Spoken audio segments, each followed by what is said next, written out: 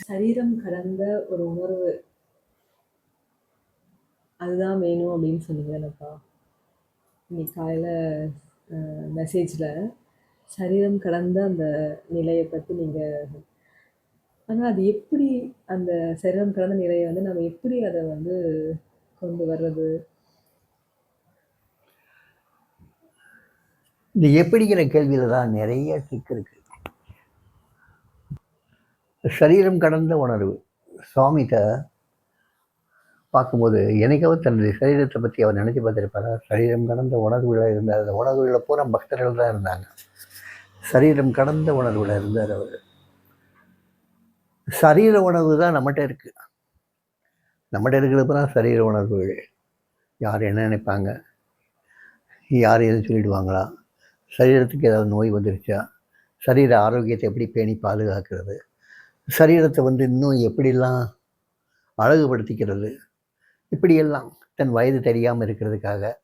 இப்போ எத்தனையோ ஆன்மீக பெரியவர்கள் கூட வந்து டை அடிச்சுக்கிறாங்கல்ல.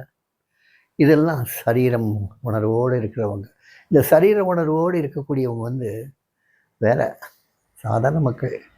இந்த சரீர உணர்வு கடந்த உணர்வு இருக்கிறவங்க, அந்த உணர்வுகளில் நிரம்பி இருக்கிறது வந்து இந்த பிரபஞ்சம் முழுவதும்.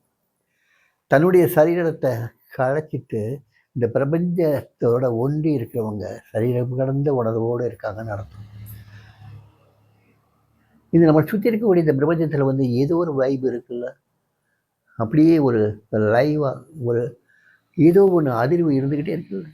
எத்தனையோ ஆக்டிவிட்டீஸ், எங்கேயோ கிரகங்கள் புதுசு புதுசாக உற்பத்தி ஆகிட்டு இருக்கு, எங்கேயோ கிரகங்கள் வந்து அழிஞ்சிக்கிட்டு இருக்கு, எங்கேயோ சில கிரகங்களில் வந்து ஏதோ ஜீவராசிகள் நடமாடிக்கிட்டு இருக்குங்கிறாங்க. ஏதோ கிரகங்கள் இங்கிருந்து அங்கே வேகமாக பாஞ்சிக்கிட்டு இருக்கு, எத்தனையோ நம்ம கற்பனைக்கே எட்டாத வேகத்தில் பாஞ்சிக்கிட்டு இருக்குங்கிறாங்க. ஸோ அத்தனை பிரபஞ்ச ஜீவராசிகளுக்கு மத்தியிலையும் நம்முடைய தன்னுடைய சரீரத்தை கடந்து அந்த உணர்வில் அவர் சஞ்சாரம் பண்ணிக்கிட்டு இருக்காங்கல்ல, அத்தனை ஏக்கங்களையும் ஏக்கிட்டு இருக்காங்கல்ல, அந்த ஞானிகள், அந்த தெய்வங்கள், அவங்க தான் சரீர உணர்வு கடந்து நிற்கிறவங்க. மற்றவங்கள்லாம் சரீர உணர்வோடு இருக்கிறவங்க. அந்த சரீரம் கடந்த உணர்வில் இருக்கக்கூடியவங்களை, இந்த சரீர உணர்வு உள்ளவங்க ஏதோ இந்த மாதிரி 2 வார்த்தை பேசி அதை பற்றி கொஞ்சம் வெளியே சொல்லி தானும் அதில் தெளிவடைஞ்சி மற்றவங்களுக்கு தெளிவடைய வைக்க முடியுமாங்கிறத பார்க்கறதுக்காக நம்ம பண்ணிக்கிட்டு இருக்கோம்.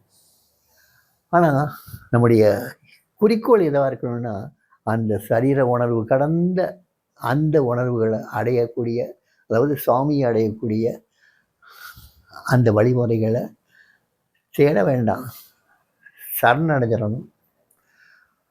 அந்த சுவாமிகிட்ட சரணடைஞ்சால் அவர் ஏற்றுக்குவார். இது வந்து நம்முடைய முயற்சியில் நடக்கக்கூடிய சாத்தியமே கிடையாது. நம்முடைய முயற்சியில் சாத்தியமே கிடையாது. இது எப்படின்னு கேட்குறீங்களா? இந்த எப்படின்னு கேட்டாவே ஏதோ வழிமுறைகள் இருக்குது, நம்முடைய சக்தி இருக்குது, நம்முடைய சக்தியை பிரயோகம் பண்ணி நம்ம அந்த நிலையை அடைதலான்னு நினைக்கிறோம். இன்னும் நமக்கு அந்த சக்தியே கிடையாது. இந்த சரீரத்துக்கு அந்த சக்தி கிடையாது, நம்முடைய புத்திக்கு அந்த சக்தி கிடையாது, நம்முடைய உணர்வுகளுக்கு அந்த சக்தி கிடையாது, நம்ம மனசுக்கு அந்த சக்தி கிடையாது. இந்த சக்தி படைத்தவர் அந்த தெய்வம் ஒன்று தான். குருநாதர் ஒருத்தர் தான், சுவாமி ஒருத்தர் தான்.